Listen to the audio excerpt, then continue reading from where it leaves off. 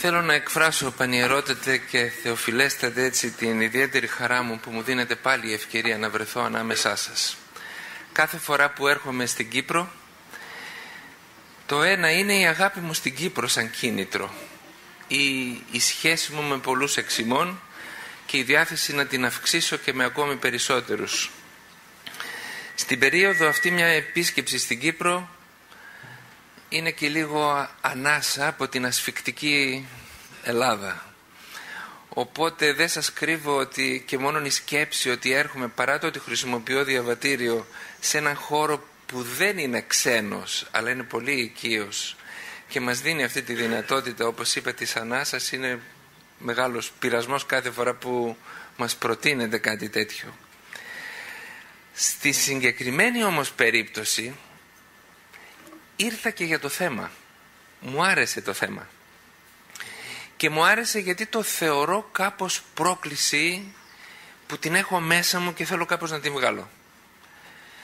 Αισθάνομαι ότι είναι ένα θέμα πολύ ειδικό που δεν του κάνουμε πολύ καλή διαχείριση, κυρίως ως Εκκλησία.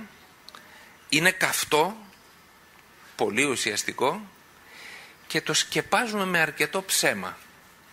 Θα πρέπει να βγει λίγη αλήθεια. Είναι τόσο αναγκαίο αυτό το πράγμα.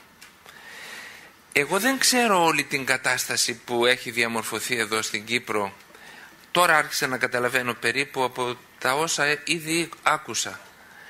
Γι' αυτό και δεν θα μπω στα τεχνικά θέματα, στο τι πρέπει να γίνει. Σκέφτηκα και το είπα προηγουμένως, μάλλον το πρωί όταν ήρθα στον Πανιερότατο, αν μπορώ λίγο να εκφράσω το πώς αισθάνομαι ότι η Εκκλησία θα μπορούσε να τοποθετηθεί και να διαχειριστεί το θέμα. Και για ποιον λόγο. Σίγουρα υπάρχουν πολλοί κοινωνικοί λόγοι. Υπάρχει ένα πνεύμα με το οποίο η πολιτεία, το κράτος, η κοινωνία αντιμετωπίζει αυτά τα θέματα. Είναι το ότι είναι θέματα υγείας. Είναι θέματα που άπτονται πολλών κοινωνικών παραμέτρων, όπως είναι οι λεγόμενες, έτσι χωρίς δεύτερη σκέψη, μη επιθυμητές ή λέγονται ανεπιθύμητες εγκυμοσύνες και πώς θα μπορούσε να προστατευτούμε από αυτό. Είναι θέματα που έχουν να κάνουν με τις σχέσεις των ανθρώπων και τα τραύματα τα οποία δημιουργούνται, διότι δεν είναι μόνο αναπαραγωγή το όλο θέμα, υπάρχει και η σεξουαλική διάσταση.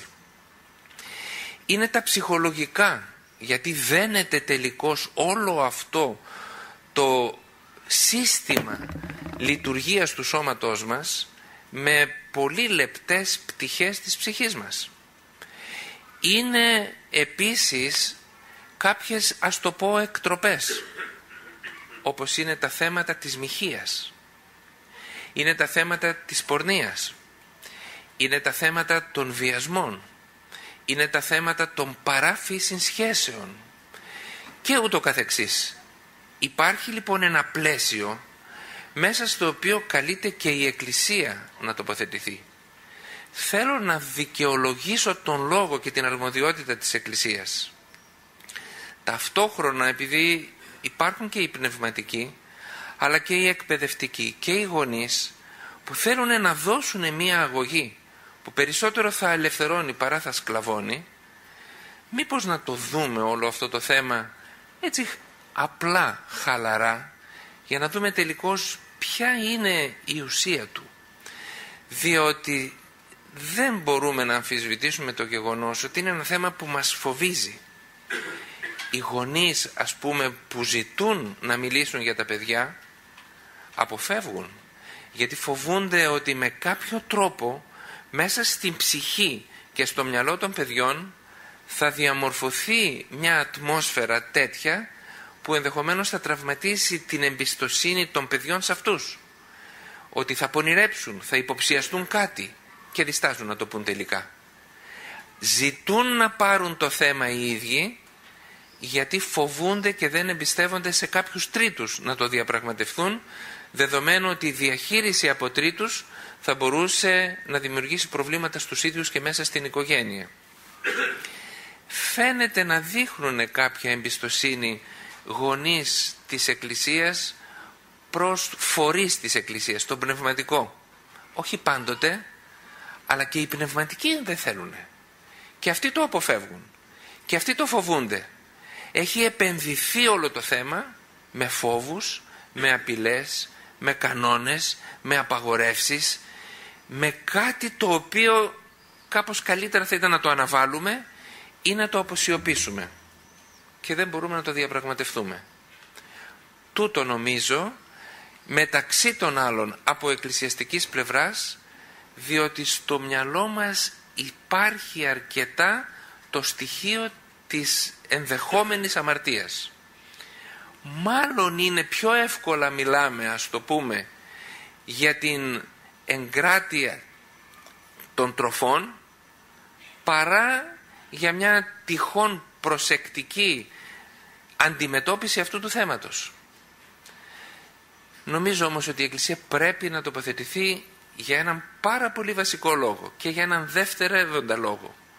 Ο βασικός λόγος είναι ότι την ίδια στιγμή για την οποία μας μιλάει για αμαρτίες συνδεόμενες με όλη αυτή την σεξουαλικότητα του ανθρώπου, την ίδια στιγμή μας μιλάει και για τον γάμο σαν μυστήριο.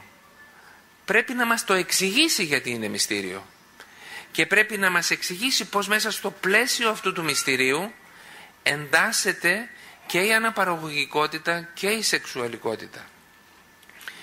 Και ο δεύτερος λόγος είναι το ποιμαντικό μέρος. Έρχονται ας πούμε νέα παιδιά και η Εκκλησία προτείνει μια ζωή τέτοια που έξω από το γάμο και πριν από το γάμο δεν αφήνει πολλά περιθώρια στην ικανοποίηση αυτής της σεξουαλικής προοπτικής. Πρέπει να δώσει τις εξηγήσεις της. Πρέπει να δώσει τις απαντήσεις της. Δεν μπορεί να το κάνει μόνο με κανόνες, με επιτρέπεται και απαγορεύεται. Εγώ για αυτόν τον λόγο έκανα την 7 λεπτή ως τώρα εισαγωγή, γιατί έχω περιθώρια χρόνου από τον Πανιερότατο. Δεν σας λέω πόσο, για να μπορέσω λίγο να το εκμεταλλευτώ και να περάσω λίγο στο επόμενο βήμα, το οποίο είναι στο να δούμε πώς στείνεται αυτή η αίσθηση της ιερότητος που περιβάλλει αυτά τα πράγματα. Μιας πολύ λεπτής ιερότητος, αλλά εξαιρετικά σημαντικής. Ας δούμε λίγο τι ιδιώματα έχει ακριβώς αυτή η λειτουργία. Υπάρχει το ανθρώπινο σώμα και υπάρχουν οι λειτουργίες. Και μέσα από τη φυσιολογία μελετούμε αυτές τις λειτουργίες. Έτσι έχουμε το αναπνευστικό σύστημα, έχουμε το κυκλοφορικό σύστημα, έχουμε τη λειτουργία των νεφρών, έχουμε τη λειτουργία του ύπατος και ούτω καθεξής. Έχει κάποια ιδιώματα η αναπαραγωγική λειτουργία? Και αν ναι, ποια είναι αυτά? Και τι θα μπορούσε να σημαίνουν αυτά? Δεν μπορούμε να πούμε πολλά, αλλά λίγα θα πούμε. Το πρώτο πράγμα που έχει η αναπαραγωγική λειτουργία είναι ότι δεν είναι αναγκαία. Είναι η μόνη μη αναγκαία για την επιβίωση του οργανισμού. Δεν γίνεται ο οργανισμός να επιβιώσει χωρίς την αναπνοή, δεν γίνεται χωρίς την κυκλοφορία του αίματος, δεν γίνεται χωρίς τη λειτουργία του νευρικού συστήματος. Αν κάπως αυτό καταρρέει, τότε μιλάμε για ανεπάρκεια. Και αν μιλάμε για ανεπάρκεια, σιγά σιγά και σταδιακά μιλάμε για μια προοδευτική προσέγγιση προς τον θάνατο. Όλα είναι απόλυτα αναγκαία για τη συντήρηση του οργανισμού. Αυτό δεν συμβαίνει με την αναπαραγωγική λειτουργία. Είναι η μόνη. Είναι η μόνη λειτουργία η οποία υπάρχει μέσα στο ανθρώπινο σώμα σαν δυνατότητα. Ή μπορεί να χρησιμοποιηθεί περιοδικά. Όχι πάντοτε, δεν έχει συνέχεια. Θα μπορούσε, έτσι έχουμε ένα ζευγάρι το οποίο έχει κάποια, καταρχάς στην νεανική ηλικία δεν χρησιμοποιείται καθόλου. Θα μπορούσε αυτό να έχει μη συνέχεια, ασυνέχεια. Και δεύτερον, να μην χρησιμοποιηθεί ποτέ από κάποιους ανθρώπους. Αυτό είναι ένα ιδίωμα. Δεν είναι αναγκαία λειτουργία. Δεύτερο ιδίωμα. Δεν είναι αντανακλαστική λειτουργία. Αλλά είναι μια λειτουργία την οποία μπορεί κανείς αυτεξουσίως να θέσει σε λειτουργία. Παραδείγματος χάριν, εγώ να σταματήσω τη λειτουργία των νεφρών μου τώρα δεν μπορώ. Δεν έχω έναν τρόπο να το ελέγξω. Κάτι μου συμβαίνει. Δεν το κάνω εγώ. Το ίδιο συμβαίνει και με την καρδιά μου. Δεν μπορώ να τη σταματήσω με τη βούλησή μου. Άρα υπησέρχεται η βούληση ακριβώς σε αυτή τη λειτουργία. Και καθώς υπησέρχεται η βούληση, ο άνθρωπος μπορεί να αισθάνεται όσο με καμία άλλη λειτουργία του ανθρώπινου σώματος την αυτεξουσιότητά του, να λαμβάνει μια μορφή πάνω στο ίδιο του το σώμα. Αυτό είναι πολύ σημαντικό πράγμα. Τρίτο πράγμα, τρίτο χαρακτηριστικό, ιδίωμα, είναι ότι δεν επιτελείται παρά μόνον με άλλον άνθρωπο. Έτσι είναι. Όλες οι άλλες λειτουργίες είναι για τον ίδιο τον οργανισμό. Η μόνη λειτουργία η οποία και σωματικά μπορεί να μας βγάλει έξω από αυτό το οποίο είναι το δικό μας σώμα και η δική μας υπόσταση είναι αυτή. Αυτή προϋποθέτει και δεύτερο άνθρωπο και μάλιστα ένωση με δεύτερο άνθρωπο. Και αυτό είναι ένα πολύ σημαντικό χαρακτηριστικό και κάτι το μοναδικό. Τέταρτο πράγμα. Το τέταρτο πράγμα είναι ότι ενώ μιλάμε για αναπαραγωγικότητα και αναπαραγωγική λειτουργία, δεν μπορούμε να μην μιλήσουμε ταυτόχρονα και για σεξουαλικότητα. Υπάρχει σε αυτή τη λειτουργία μια έντονη και σαφέστατη ψυχοσωματικότητα. Δηλαδή συμμετέχει ο άνθρωπος και με το σώμα του και με την ψυχή του. Και αυτό το πράγμα είναι πολύ σημαντικό. Εάν δεν θέλουμε να το δούμε και στο πλαίσιο των προηγουμένων και πρέπει να γίνει αυτή η ένωση στο βάση του τρίτου που ανέφερα και με έναν άλλον άνθρωπο, δεν είναι μόνο η ψυχική προσέγγιση που είναι απαραίτητη, αλλά είναι και η σωματική. Αυτό έχει σαν αποτέλεσμα να αναπτύσσεται μέσα στον άνθρωπο, στους ανθρώπους, μια ισχυρή έλξη. Ένα. Δεύτερον, αυτή να εκφράζεται από τον ένα προς τον άλλον με έντονο παρορμητισμό, είτε ψυχικό είτε και σωματικό. Και τρίτον, να συνδέεται με ένα στοιχείο που ονομάζεται ειδονή. Καμία άλλη λειτουργία δεν έχει το ειδονικό στοιχείο εκτός από το πεπτικό σύστημα και κυρίως τη γλώσσα.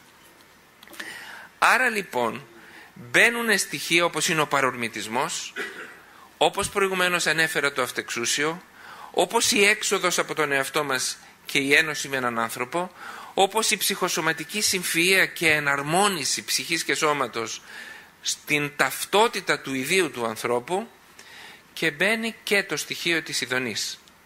Σε όλα αυτά θα μπορούσε η Εκκλησία να έχει ένα ρόλο. Και θα πω και ένα πέμπτο στοιχείο, και αυτό έχει να κάνει με τα ιδιώματα του φύλου. Ότι δηλαδή αυτή η λειτουργία κάνει την διάκριση των φύλων. Έγινε προχθές νομίζω στην Ελλάδα μια μεταμόσχευση καρδιάς από ένα αγόρι σε μια κοπέλα.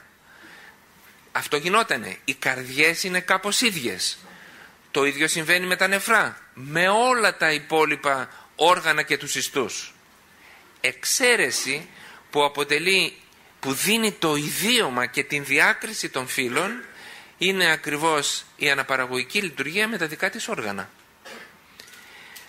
Αυτά τα 5 πράγματα τα οποία θα ήθελα να σας τα επαναλάβω, το πρώτο ότι δεν είναι αναγκαία, το δεύτερο ότι είναι αυτεξούσια και όχι αντανακλαστική, το τρίτο ότι απαιτεί και δεύτερο πρόσωπο, το τέταρτο ότι είναι ψυχοσωματική, είναι αναπαραγωγική και σεξουαλική και ερωτική, και το τελευταίο ότι υπογραμμίζει την διαφορετικότητα των φύλων και προσδίδει τα ιδιώματα στο φύλο σε κάθε επίπεδο, και σε βιολογικό επίπεδο όσον αφορά τους γαμέτες, τα γενετικά κύτταρα, και σε ανατομικό επίπεδο, και σε φυσιολογικό από πλευράς λειτουργιών, και σε ψυχικό. Είναι νομίζω κάτι ιδιαίτερα σημαντικό, το οποίο θα πρέπει να το προσέξουμε. Είπα προηγουμένως ότι και για αυτήν την διάκριση των φύλων, αυτή φαίνεται μέσα από διαφορετικότητες και μέσα από συμπληρωματικότητες αυτής της λειτουργίας. Να αναφέρω ας πούμε κάποιες διαφορετικότητες. Μια μεγάλη διαφορετικότητα είναι διαφορετικές οι ορμόνες.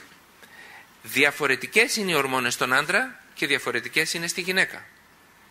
Μια άλλη διαφορά είναι ότι είναι διαφορετική η έκφραση της οριμότητας των κυτάρων. Θα σας πω τι θα πει αυτό το πράγμα.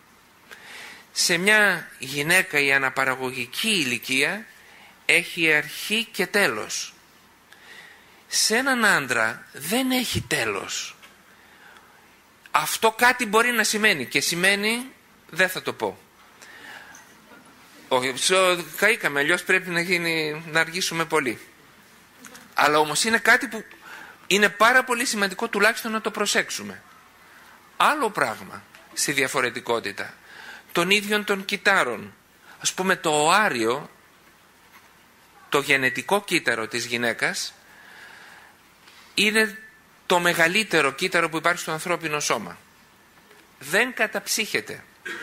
Γίνονται προσπάθειες και αυτό έχει σχέση με την υποβοηθούμενη αναπαραγωγή. Κάτι πήγε να γίνει και κάτι έχει γίνει, αλλά γενικώς αντιδρά στην κατάψυξη. Το σπέρμα καταψύχεται. Το έμβριο, το γονιμοποιημένο άριο καταψύχεται.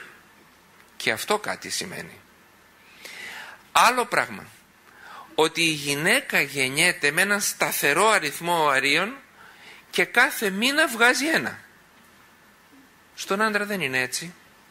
Και τη στιγμή της συνέβρεσης του ζευγαριού, όλος ο αγώνας γίνεται για ένα οάριο με μια έξοδο εκατοντάδων εκατομμυρίων σπερματοζωαρίων. Και όταν φτάνουμε στο σημείο της γονιμοποίησης, η πολιορκία του ενός οαρίου γίνεται από μερικές χιλιάδες, περίπου 10.000 ίσως και λιγότερο, πλέον ορίμων σπερματοζωαρίων. Αυτό είναι μια διαφορά που πρέπει να την προσέξουμε. Υπάρχει και άλλη διαφορά. Στο χρόνο σεξουαλικής ορίμανσης του άντρα και της γυναίκας. Η γυναίκα έχει χρόνο μέσα της. Και αυτός ο χρόνος έχει να κάνει επίσης όχι μόνο με βιολογικά και φυσιολογικά στοιχεία, αλλά και με ψυχικά στοιχεία. Γιατί η γυναίκα να έχει πιο πολύ χρόνο και ο άντρας να είναι πάρα πολύ γρήγορος σε όλα αυτά και να χρειάζονται όλοι αυτοί οι σεξολόγοι να μας δώσουν συμβουλές και τελικά μάλλον να μας μπερδεύουν. Μέσα από αυτό θα μπορούσε να βρεθεί κάτι πάρα πολύ σημαντικό που έχει να κάνει με τη βούληση και αυτό αυτεξούσιο του ανθρώπου. Και αυτό αποτελεί ένα στοιχείο ιερότητος. Είπα προηγουμένως ότι η διάκριση των φύλων φαίνεται και από μια συμπληρωματικότητα. Θα σας βοηθήσω στη συμπληρωματικότητα. Συμπληρωματικότητα είναι ένα πάρα πολύ σημαντικό πράγμα. Θα μπορούσε να είναι τα δάχτυλά μου έτσι και να δημιουργεί συγκρούσεις. Και με μια μικρή μετάθεση να δημιουργήσει συμπλήρωση και ολοκλήρωση. Έτσι λοιπόν υπάρχει μια ανατομική συμπλήρωση. Είναι έτσι φτιαγμένα τα όργανα αυτά στον άντρα και στη γυναίκα, ώστε να μπορούν όχι μόνο να επιτελέσουν μια μηχανική πράξη, αλλά να δημιουργήσουν μια ολοκληρωτική ενότητα. Κάτι ανάλογο συμβαίνει και σε βιολογικό επίπεδο, όπου και εκεί το γενετικό κύτταρο του άντρα με το γενετικό κύτταρο της γυναίκας, το σπερματοζωάριο και το οάριο, έχουν όλα τα κύτταρα μέσα μας, έχουν ένα διπλοειδή χαρακτήρα. Αυτά έχουν απλοειδές γονιδίωμα που θέλουν να το συμπληρώσουν και με κάποιο τρόπο να βρεθούν μαζί και το ένα να συμπληρώσει το άλλο. Κάτι σημαίνουν όλα αυτά. Είναι και όμορφα, αλλά και με έναν κρυμμένο θησαυρό, τον οποίο θα μπορούσαμε να τον αξιοποιήσουμε και με κάποιον τρόπο και εμείς ως Εκκλησία να τον αναδείξουμε. Να πω πώς θα μπορούσαμε να τον αναδείξουμε, για να ερμηνεύσω την αίσθηση λίγο της ιερότητος. Το ένα πράγμα που όλη αυτή η λειτουργία έχει πάρα πολύ σημαντικό μέσα της και βγάζει μια ιερότητα, είναι το γεγονός ότι μέσα από αυτή τη λειτουργία τελικώς γεννάται ένας άνθρωπος. Όχι ένας οργανισμός, όχι ένα ζώο, αλλά μια ψυχοσωματική οντότητα. Ένας άνθρωπος επενδεδημένος ταυτόχρονα με τα νομοτελειακά στοιχεία του σώματός του, με τα στοιχεία του αυτεξουσίου και της ελευθερίας του, με την αιώνια προοπτική του. Εμείς λοιπόν Όταν ως Εκκλησία βλέπουμε τον σχηματισμό ενός προσώπου μέσα από όλους αυτούς τους βιολογικούς μηχανισμούς, αισθανόμαστε ότι αυτό έχει μια ξεχωριστή και μοναδική ιερότητα, την ιερότητα την οποία έχει το κάθε πρόσωπο. Δεν μπορούμε να μείνουμε αδιάφοροι σε αυτό το γεγονός. Ενδεχομένως η ιερότητα να υπογραμμίζεται με όλες αυτές τις διαφορές που είπα προηγουμένως. Ένα δεύτερο στοιχείο είναι η χρήση και η αξιοποίηση του αυτεξουσίου ακόμη και πάνω στο σώμα μας. Άλλο πράγμα είναι ο παρορμητισμός και άλλο πράγμα είναι το ότι ελέγχω τον παρορμητισμό. Είναι το μόνο στοιχείο του σώματος το οποίο το ελέγχουμε. Μπορούμε να το ελέγξουμε. Και αυτό ακριβώς βάζει τη βούλησή μας πάνω στο ίδιο το σώμα μας. Ένα τρίτο στοιχείο είναι, θα το πω τη λέξη γιατί είναι εκκλησιαστική λέξη, η κένωση, το άδειασμα, το μαζί με τον άλλον. Θα μπορούσε η σχέση με τον άλλον στο ζευγάρι να έχει κτητικότητα. Τον θέλω τον άλλον για να ικανοποιήσω τις δικές μου απαιτήσεις και την δική μου παρορμητικότητα. Θα μπορούσε όμως η σχέση με τον άλλον να είναι ότι μέσα στο πλαίσιο της δικής μου ολοκλήρωσης και σωματικής και βιολογικής και ψυχικής να κάνω την έξοδο από τον εαυτό μου και να του προσφέρω και έτσι να ενωθούμε όχι μόνο σαν σώματα, όχι μόνο μηχανικά, αλλά να γίνει η ψυχοσωματική ολοκλήρωσή μας. Και αυτό είναι κομμάτι της Εκκλησίας, το οποίο δικαιούται η Εκκλησία να το δει με έναν ξεχωριστό σεβασμό και να εκφέρει το λόγο της και να ασκήσει ενδεχομένως την αγωγή της. Είπα προηγουμένως ότι κάπως η Εκκλησία τα φοβάται. Κάπως βλέπει την απειλή της αμαρτίας και δεν βλέπει την πρόκληση όλο αυτό το θέμα να το αναδείξει και μέσα από τον σεβασμό που νιώθει να δει μήπως τελικώς ο άνθρωπος είναι εφοδιασμένος με αυτά τα στοιχεία, έχει αυτόν τον βιολογικό και τον φυσιολογικό, αν μπορώ να το πω, εξοπλισμό για να κατεργαστεί και την αγιότητά του. Διότι η χρήση του αυτεξουσίου δεν είναι λίγο πράγμα, σε αυτό μιλάμε. Η μετάγγιση της ζωής και η ανάδειξη του προσώπου είναι μεγαλειώδες. Ίσως αυτά όλα τα στοιχεία να είναι στοιχεία τα οποία συνθέτουν τελικώς τον μυστηριακό χαρακτήρα και του γάμου. Έτσι λοιπόν έρχεται η Εκκλησία και βλέπει αυτήν την φυσιολογική λειτουργία, την λειτουργία δηλαδή του ανθρώπινου σώματος σε όλα τις τα επίπεδα, σαν μια λειτουργία η οποία μπορεί να υπηρετεί ως προς τον σκοπό της, τον αναπαραγωγικό, αλλά και ως προς τα μέσα της, κυρίως τον τρόπο της, την αγάπη, την ενότητα, την απελευθέρωση από τον εγωισμό των ανθρώπων, την κοινωνία και την αμοιβαία ψυχοσωματική περιχώρηση σαν κάτι ιδιαίτερα σημαντικό. Θα τελειώσω λίγο, στα λίγα λεπτά που μου μένουν, με μερικές σκέψεις για το πώς θα μπορούσε τελικά, καθώς ιερουργείται το μυστήριο της ζωής αφενός και το μυστήριο της αγάπης αφετέρου, και πώς και τα δυο μαζί συνθέτουν αυτό το μυστήριο μέσα από το οποίο η Εκκλησία βλέπει την ιερότητα του γάμου, να πω λιγάκι πώς θα μπορούσε αυτό σιγά σιγά να μεταγγιστεί και να δοθεί και στα νεότερα παιδιά. Έχω την εντύπωση ότι στο σχολείο θα έπρεπε να αρχίσουμε κυρίως από τη βιολογική ομορφιά. Όπως μιλάμε, αν και δεν μιλάμε πολύ, αλλά θα έπρεπε να μιλάμε, γιατί το έχει αυτό το εργαλείο η επιστήμη, για την εκπληκτική ομορφιά της γένεσης του υλικού κόσμου, του σύμπαντος. Πολύ περισσότερο θα μπορούσε να μιλήσει για μια άλλη ομορφιά, την ομορφιά αυτής της γένεσης του ανθρώπου μέσα από τη γονιμοποίηση, η οποία είναι ένα επαναλαμβανόμενο γεγονός και το οποίο μπορεί να το ακούσει οποιαδήποτε ψυχή, αρκεί να της δοθεί παραστατικά και εποπτικά και με κάποιον τρόπο εύληπτο η ομορφιά αυτού του πράγματος. Πώς να παρουσιαστεί δηλαδή το ότι υπάρχει, χωρίς να πούμε από πού, ένα οάριο και κάπου αλλού Υπάρχει η πολιορκία αυτού που σας ανέφερα προηγουμένως, των σπερματοζωαρίων γύρω από αυτό το άριο, το οποίο έχει μια μεμβράνη και βρίσκονται γύρω του, λέω, θα πω έτσι ένα σαν παράδειγμα, το λέω, 10.000 σπερματοζωάρια και προσπαθούν να κάνουν την πολιορκία τους, και μόλις ένα από αυτά τρυπήσει και κάνει αυτή την ενζηματική διείσδυση μέσα από την κυταρική μεμβράνη στο οάριο, όλα τα υπόλοιπα παρετούνται και εγκαταλείπουν.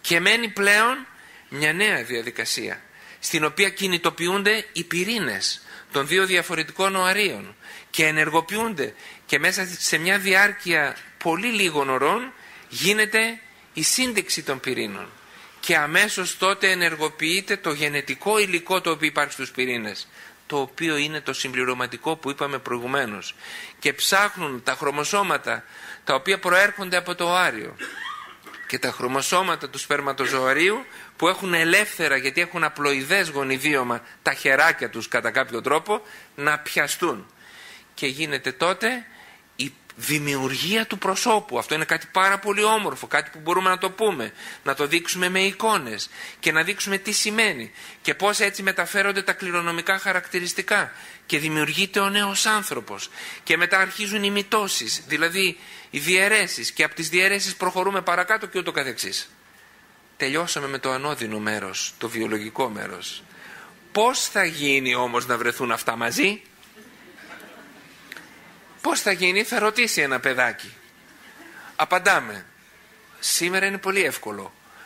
Παίρνουμε οάριο, σπέρμα από τον άντρα, παίρνουμε οάριο και από τη γυναίκα, και το βάζουμε μέσα σε ένα χώρο που λέγεται δοκιμαστικό τριβλίο, ένα δοχείο, σωληνάκι, και εκεί μέσα με μια βελόνα προσπαθούμε να γίνει αυτό το πράγμα που θέλουμε να γίνει. Αυτό γινότανε πάντα, έτσι το κάνανε οι άνθρωποι? Όχι. Από το 1978 και μετά, ως τότε και μέχρι σήμερα, υπάρχει κάτι πολύ ωραιότερο. Υπάρχει ένα σωληνάκι το οποίο έχει να κάνει με το ανθρώπινο σώμα. Έχει ιστό, δεν είναι γυαλί, και υπάρχει ένα άλλο δοχείο για να κάνει όλη αυτή τη διαδικασία, το οποίο επίσης είναι μέσα στο σώμα της γυναίκας. Και αρχίζουμε λοιπόν να λέμε τα υπόλοιπα που είχε εκεί στο σχήμα και να περιγράψουμε το πώς μπορεί να γίνει και τα ιδιώματα της γυναικείας φυσιολογίας. Τι ωραίο πράγμα που είναι, και όλη αυτή η ομορφιά. Θα υπάρξει κάπου η δυσκολία για το επόμενο βέβαια βήμα. Πώς γίνονται όλα αυτά? Σε αυτήν την δυσκολία χρειάζεται γενικά, αφού περιγράψουμε την ιερότητα, την ομορφιά, τη σημασία του ανθρώπου, όχι ως ενός ωραία φτιαγμένου οργανισμού, αλλά ενός σοφού με θεϊκή προοπτική και αιώνια προβολή, όντως με όλα αυτά τα στοιχεία που είπαμε, να δούμε σιγά σιγά και μέσα σε μια διάρκεια χρόνου πώς θα μπορούσαμε με το στάγδιν πότισμα κατά κάποιο τρόπο να δώσουμε αυτή την γνώση. Είναι αλήθεια ότι πολλές φορές στο δύσκολο σημείο κάνουμε πίσω, γιατί φοβόμαστε. Δεν πρέπει. Είναι πολύ σημαντικό το πώς θα το πούμε, το να τα πούμε όλα, το πότε θα το πούμε, σε ποια ηλικία, έγινε συζήτηση προηγουμένως, ο ρυθμός με τον οποίο θα αποκαλύψουμε την γνώση. Όχι γιατί είναι κάτι κακό που στην αρχή το κρύβουμε και μετά το φανερώνουμε, αλλά γιατί είναι κάτι μεγαλειώδες, στο οποίο μπορεί να ξαφνιαστεί η παιδική ψυχή και να νιώσει την ανακάλυψη των δικών της αναγκών, να προβληθεί πάνω σε αυτό. Και αυτό θέλει τον σεβασμό του, θέλει τον χρόνο του, θέλει τη διαχείρισή του, θέλει τον τρόπο της έκφρασης, όχι μόνο το ότι μιλάμε για κάτι ιερό, αλλά και ότι με ιερό τρόπο, κατά κάποιον τρόπο μιλάμε για αυτά τα ιερά. Έτσι σιγά σιγά θα μιλήσουμε ενδεχομένως για τις ορμόνες, θα μιλήσουμε για το νευρικό σύστημα, θα μιλήσουμε για το πώς δένεται η έκφραση της ψυχής του ανθρώπου με όλα αυτά. Και μετά θα μπορέσουμε να μιλήσουμε και εμείς ως ιερείς, γιατί όχι, και για τα πνευματικά. Όχι όμως μόνο για τα ηθικά. Είναι σαν άλλο πράγμα είναι μιλώ για την προσευχή σαν κανόνα, ότι πρέπει να λες το πρωί το βασιλεύ ουράνιε, το απόγευμα το απόδειπνο, το δεν ξέρω εγώ τι, και άλλο πράγμα να κάνω μοίηση στην προσευχή. Άλλο πράγμα είναι να πω για τον τρόπο με τον οποίο πρέπει να κοινωνάει ο κόσμος, να ανοίγει καλά το στόμα του και ούτω καθεξής, και άλλο για το πώς γίνεται η μυστική ένωση με τον Χριστό. Έτσι και εδώ. Άλλο πράγμα είναι η ηθική προστασία που και αυτή έχει τον λόγο της αυτού του μυστηρίου, και άλλο πράγμα είναι η μυσταγωγία στην ιερουργία αυτού του πράγματος που θέλει και τον χρόνο, όπως είπαμε προηγουμένως, και τον τρόπο. Έχω την εντύπωση ότι ίσως αυτή η συνέβρεση, η ένωση των ανθρώπινων σωμάτων που η γλώσσα μας μάλλον χρησιμοποιεί την πολύ ωραία λέξη, τη λέξη συνουσία, μια λέξη την οποία την χρησιμοποιεί και ο Άγιος Ιωάννης της Κλίμακος στην προσευχή για να μιλήσει για την ένωση με το Θεό. Αυτή η λέξη που λέει τόσα πολλά είναι ακριβώς αυτή η οποία μπορεί να περιγράψει και το τι τελικώς μπορεί να γίνει και με το ανθρώπινο σώμα. Δεν ξέρω αν είμαι υπερβολικός, αλλά νομίζω ότι αυτή η λειτουργία είναι ό,τι ανώτερο μπορεί να κάνει κανείς με το σώμα του μετά την κατά Θεόν άσκηση.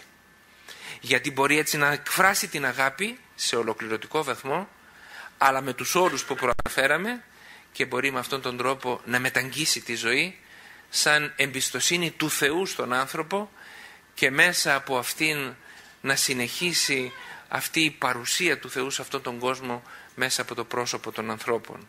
Γιατί για αυτά τα ιερά να μην μιλάει η Εκκλησία? Ίσως θα έπρεπε να μιλάνε για αυτά και στο μάθημα των θρησκευτικών οι θεολόγοι.